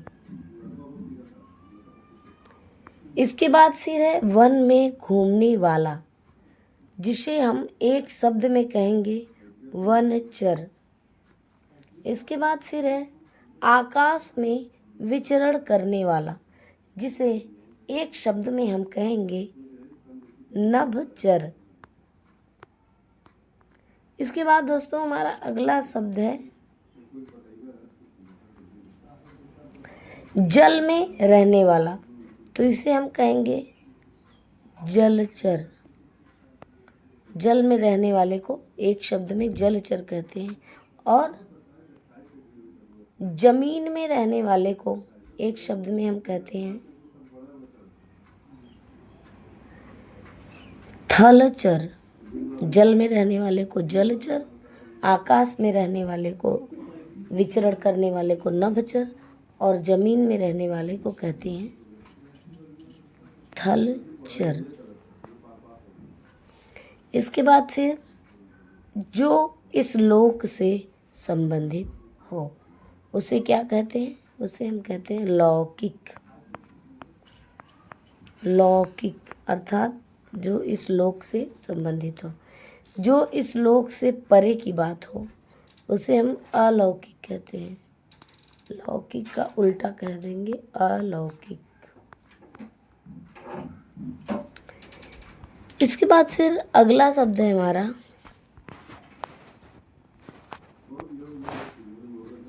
जो कम खर्च करता हो, जो कम खर्च करता हो उसे क्या कहते हैं? उसे कहते हैं मितव्ययी। मितव्ययी। और जो बहुत अधिक खर्च करता हो उसे कहते हैं अपव्ययी।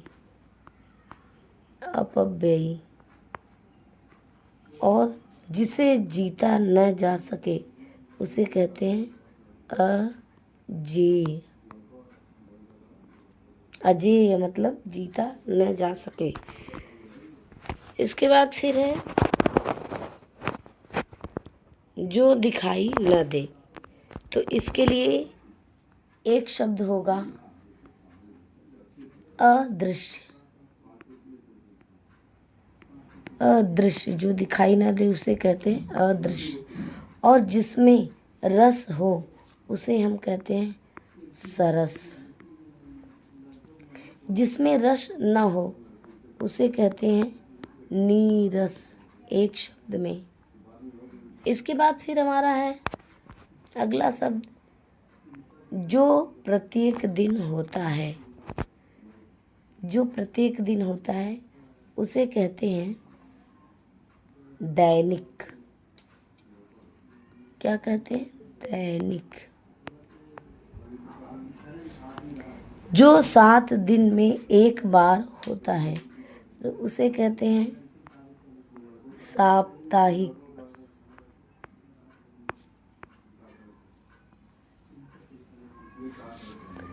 और जो 15 दिन में एक बार हो उसे कहते हैं पाक्षिक।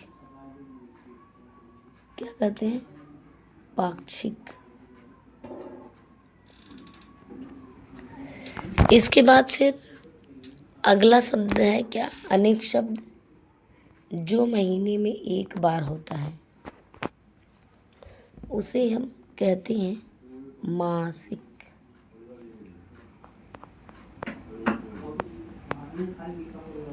इसके बाद फिर जो वर्ष में एक हो उसे कहते हैं वार्षिक। और जो बड़ा भाई हो उसे कहते हैं अग्रज।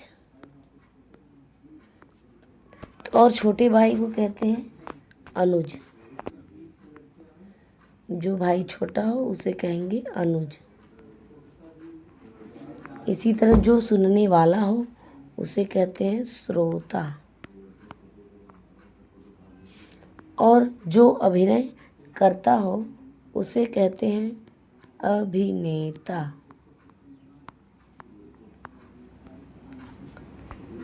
अब जो अभिनय करता हो उसे क्या कहते हैं? अभिनेता। और इसी का जब स्त्रीलिंग होगा जो अभिनय करती हो तो उसे कहेंगे अभिनेत्री।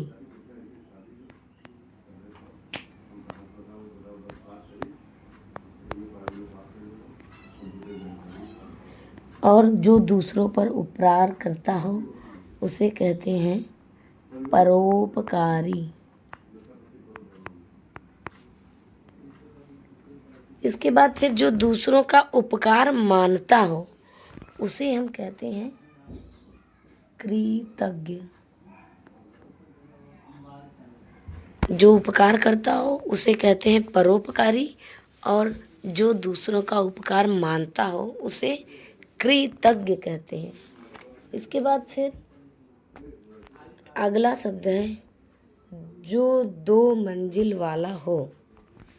जो 2 मंजिल वाला हो उसे कहते हैं दुमंजिला।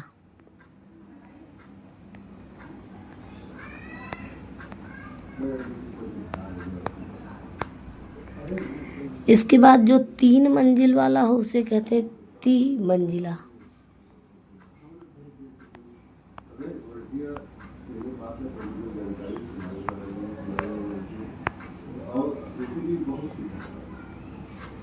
फिर और जो 3 रंग का हो उसे हम कहते हैं तिरंगा। 3 रंगों से जो रंगा हो उसे कहते हैं तिरंगा।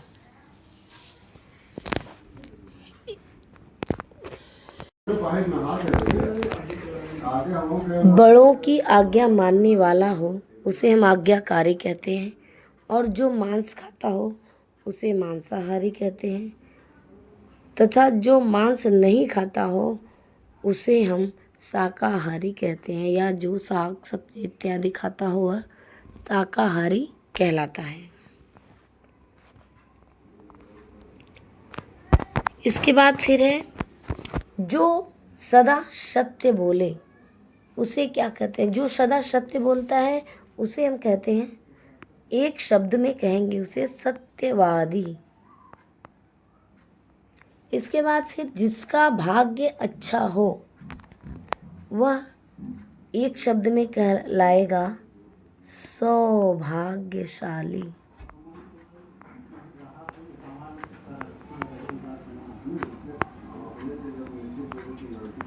और जिसका भाग्य अच्छा न हो वह कहलाएगा अभागा। क्या कहलाएगा? अभागा। इसके बाद फिर है जो साथ पढ़ता है उसे हम कहते हैं सहपाठी। क्या कहते हैं? सहपाठी।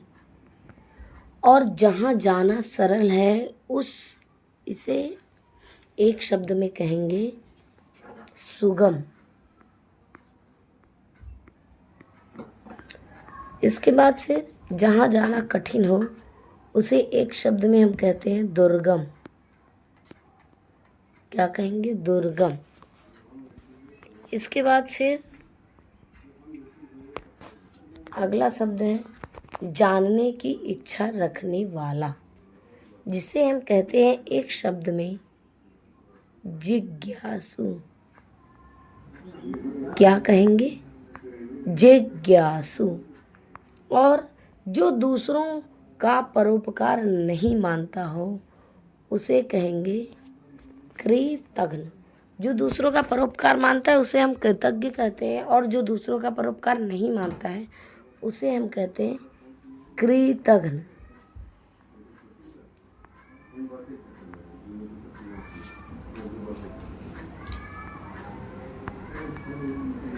इसे हम कहेंगे कृतघ्न। जो सब कुछ जानता है उसे हम कहते हैं सर्वज्ञ। क्या कहते हैं? सर्वज्ञ। इसके बाद फिर हमारा अगला शब्द है जो थोड़ा जानता हो। जो सब कुछ जानता है उसे क्या कहते हैं? सर्वज्ञ। और जो थोड़ा जानता हो उसे कहते हैं अल्पज्ञ। अल्पज्ञ। जिसका आकार हो उसे हम कहते हैं साकार। जिसका आकार नहीं हो उसे कहते हैं निराकार। एक शब्द में कहेंगे निराकार। जिसका आकार नहीं हो उसे एक शब्द में कहेंगे निराकार।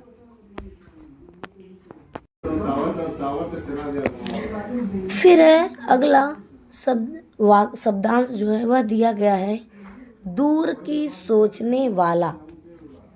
तो इसे हम एक शब्द में बोलेंगे दूरदर्शी।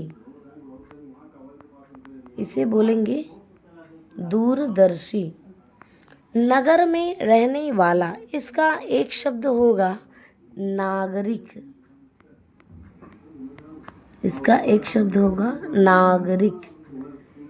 शहर में रहने वाला एक शब्द में कहलाएगा शहरी। तो दूर की जो सोचता है उसे दूरदर्शी कहते हैं, नगर में रहने वाले को नागरिक, और शहर में रहने वाले को हम कहते हैं शहरी। इसके बाद फिर अगला शब्द है शब्दांश, वह है गांव में रहने वाला। गांव में रहने वाला, इस वाक्यांश को एक शब्द में हम बोलेंगे ग्रामीण। ग्रामीण। इसके बाद फिर क्षण भर में एक नष्ट होने वाला, जो चीज़ें बस थोड़े ही समय में नष्ट हो जाए उसे कहते हैं क्षणभंगुर।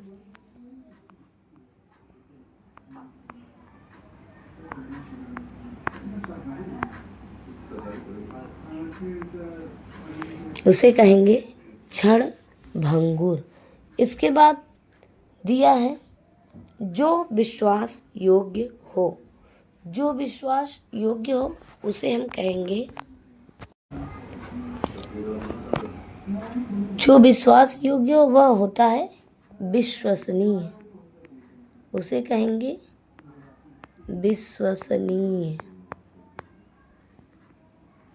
इसके बाद फिर है जिसकी पत्नी मर गई हो।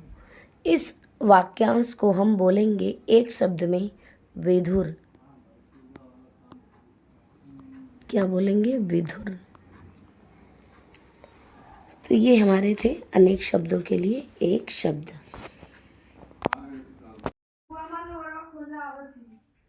श्रुति सम भिन्नार्थक शब्द।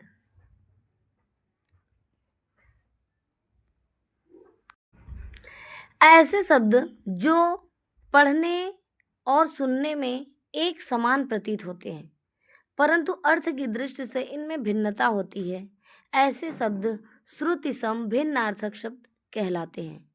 जो शब्द पढ़ने और सुनने में एक जैसे हो, अर्थात उनका उच्चारण एक ही जैसा होता है लेकिन उसके अर्थ में भिन्नता होती है, कुछ अंतर होता है, तो ये श्रुति सम भिन्नार्थक शब्द कहे जाते हैं। चलिए इसको उदाहरण के द्वारा हम समझते हैं। जैसे है एक शब्द अवधि और दूसरा क्या है? अवधि। यहां पर अवधि का अर्थ होता है समय।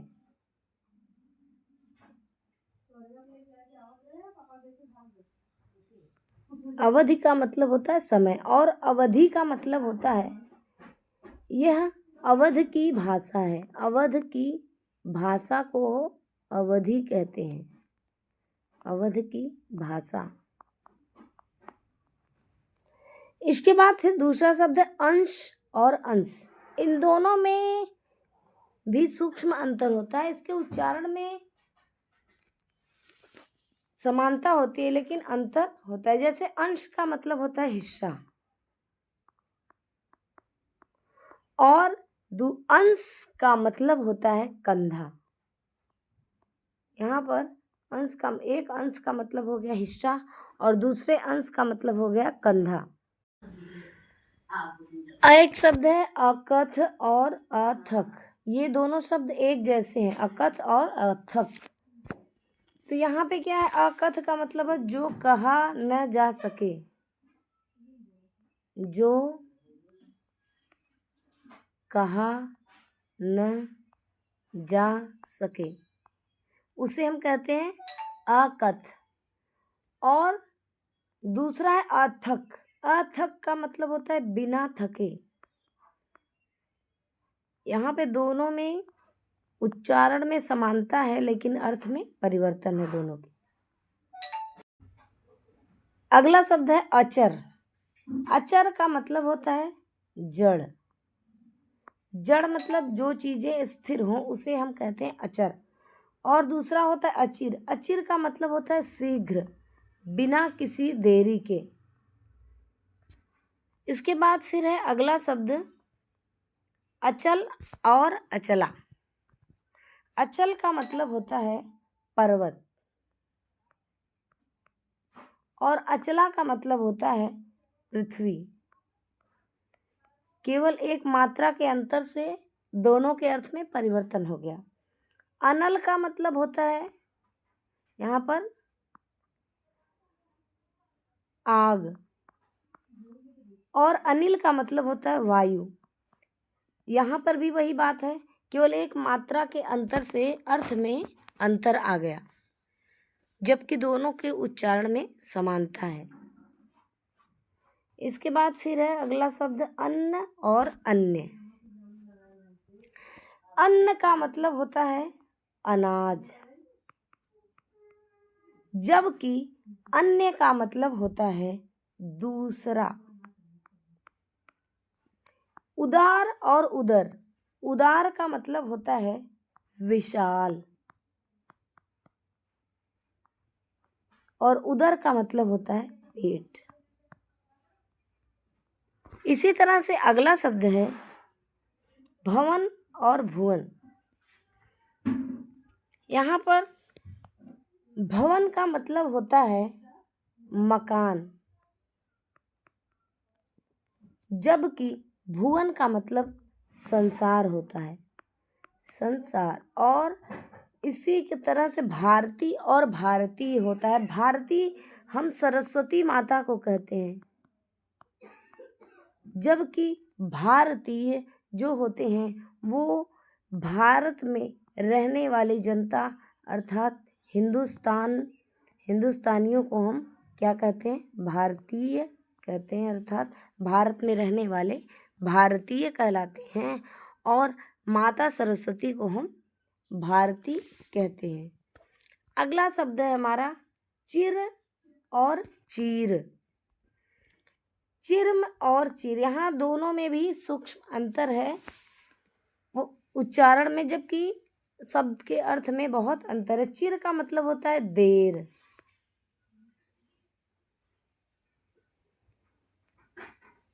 और चीर का मतलब होता है वस्त्र। इसी तरह से पथ और पथ्य में अंतर है। पथ का मतलब होता है रास्ता,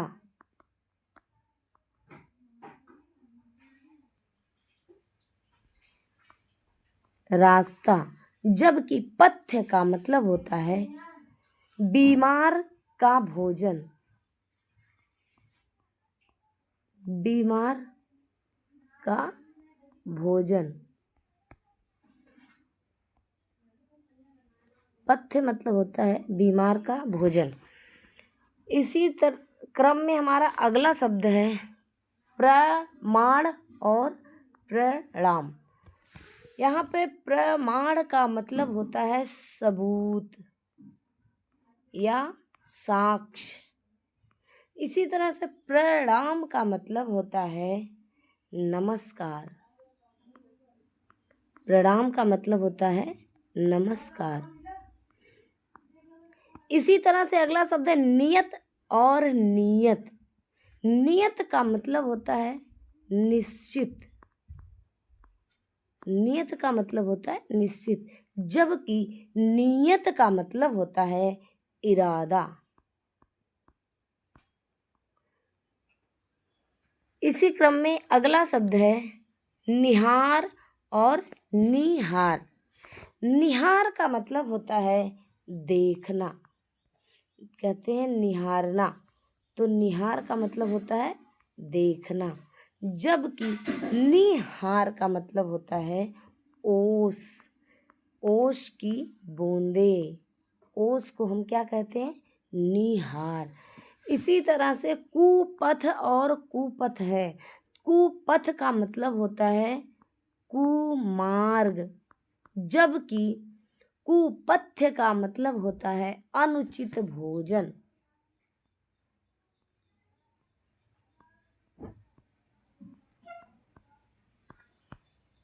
अनुचित भोजन।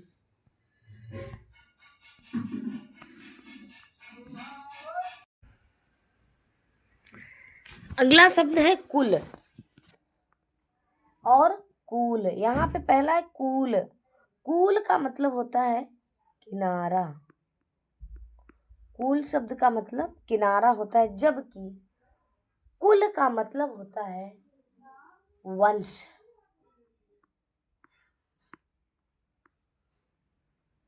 कुल का मतलब वंश होता है। इसी तरह से भव और भव्य। भव का मतलब होता है संसार, भव्य का मतलब महान। कहते हैं ना भव्य आयोजन किया गया है, अर्थात महान या बहुत बड़ा आयोजन किया गया है, तो भव का मतलब होगा संसार और भव्य का मतलब होता है महान या विशाल।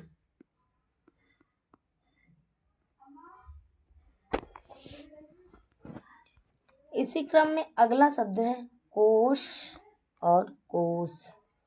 तो यहाँ पे कोश और कोश, कोश का मतलब होता है शब्द भंडार। कोश का मतलब होता है शब्द भंडार, जबकि कोश का मतलब होता है खजाना।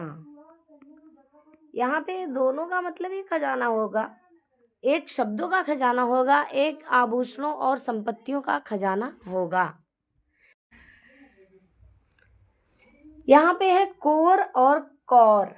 कोर का मतलब होता है एक टुकड़ा, कोई एक भाग, एक टुकड़ा,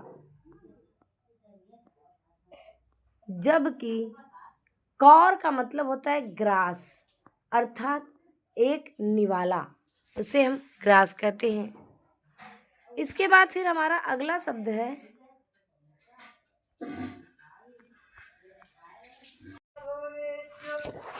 कृपाण का मतलब होता है तलवार, जबकि कृपण का मतलब होता है कंजूस। कंजूस, अपेक्षा और उपेक्षा। अपेक्षा का मतलब होता है जरूरत और उपेक्षा का मतलब होता है तिरस्कार। उपेक्षा का मतलब जरूरत और अपेक्षा का मतलब जरूरत और उपेक्षा का मतलब होता है तिरस्कार। इसके बाद फिर अगला है और का मतलब होता है तरफ। और का मतलब होता है तरफ, जबकि और का मतलब होता है तथा, अर्थात इसके अलावा। उपयुक्त, उपर्युक्त। उपयुक्त का मतलब होता है ठीक, जबकि उपर्युक्त का मतलब होता है ऊपर कहा गया।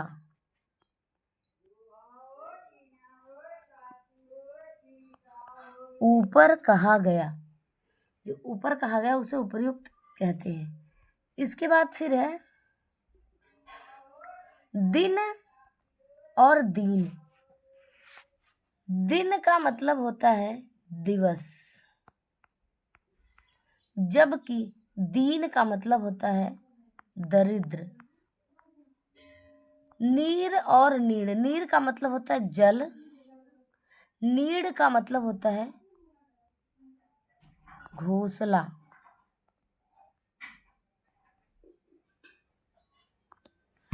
इसके बाद फिर अगला है बदन, वदन। बदन का मतलब होता है शरीर, जबकि वदन का मतलब होता है शरीर का एक भाग जो कि मुख कहलाता है, तो वह होता है वदन। इसके बाद अपकार और उपकार। अपकार का मतलब होता है बुरा, जबकि उपकार का मतलब होता है भला। इसके बाद फिर है आदि और आदि। यहाँ पे आदि का मतलब होता है आरंभ, जबकि आदि का मतलब होता है अभ्यस्त। अभ्यस्त जो होते हैं उसे हम आदि कहते हैं। आवास का मतलब होता है निवास, जबकि आभास का मतलब होता है झलक। इसी क्रम में हमारा अगला शब्द है कर्म और क्रम। कर्म का मतलब होता है काम या कार्य। कभी हमने आपको कर्म का मतलब कुछ और भी बताया है, वो व्याकरण की दृष्टि होता है, लेकिन हमारे दैनिक जीवन में कर्म का मतलब काम ही कहा जाता है। और यहाँ पे दूसरा शब्द है क्रम। क्रम का मतलब होता है व्यवस्था। इसके बाद फिर है कांति और क्रांति। कांति का मतलब होता है चमक, क्रांति का मतलब होता है परिवर्तन।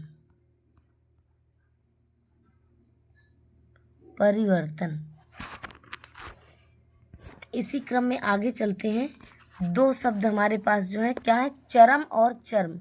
यहाँ पे चरम का मतलब होता है अंतिम, जबकि चर्म का मतलब होता है चमड़ा। क्या होता है, चमड़ा। चपला और चपल। चपला का मतलब होता है बिजली, बिजली को हम कहते हैं चपला,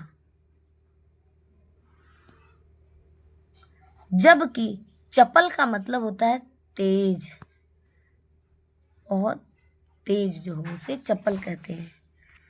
इसके बाद फिर है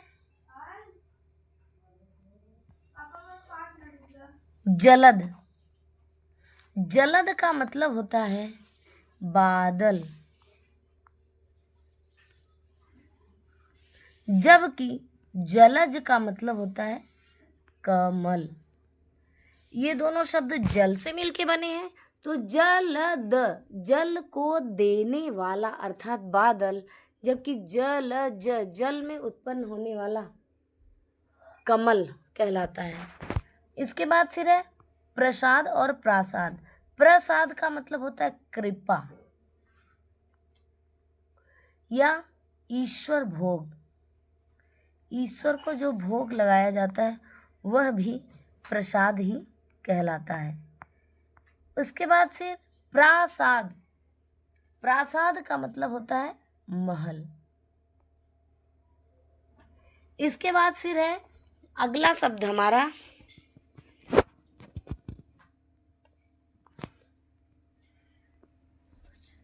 धन्य और धान्य। धन्य का मतलब होता है कृतार्थ हो जाना, किसी कार्य को करके कृतार्थ होना या धन्य होना, जबकि धान्य का मतलब होता है अनाज। ये हमारे श्रुति सम भिन्नार्थक शब्द पूरे होते हैं। दोस्तों, आप हमारी वीडियो को देखिएगा और समझिएगा, ये आपके लिए परीक्षा में बहुत ही उपयोगी हैं। और अगर आपको इसमें कोई कमियां हो तो कमेंट बॉक्स में ज़रूर लिखिएगा, जिससे हम अपनी कमियों को सुधार कर आपके लिए और बेहतर ज्ञान उपलब्ध करा सकें। धन्यवाद।